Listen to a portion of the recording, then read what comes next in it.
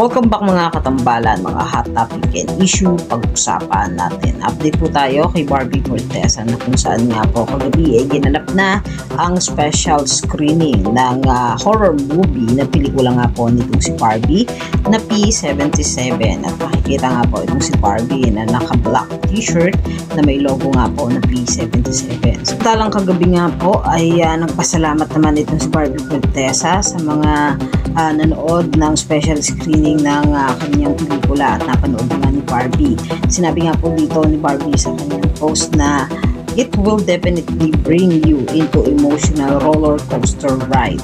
Saan nga po ay sinabi din ni Barbie na sana po ay ma-appreciate ang movie na talaga namang pinaghirapan nila at talaga namang napakagaling ng pag-arte nga nitong si Barbie Fortesa.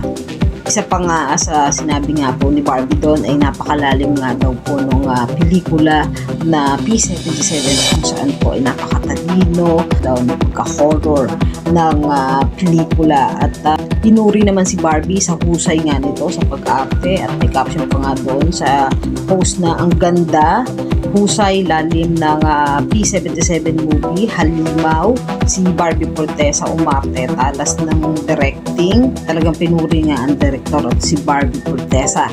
Talaga namang napakaganda nga ng movie na P77 na ipapalabas na nga po sa July 30. Yan po yung mga update natin kay Barbie ngayon. Kaya mga katambalan, ano ang masasabi niyo? Comment lang sa comment section at pag-usapan natin.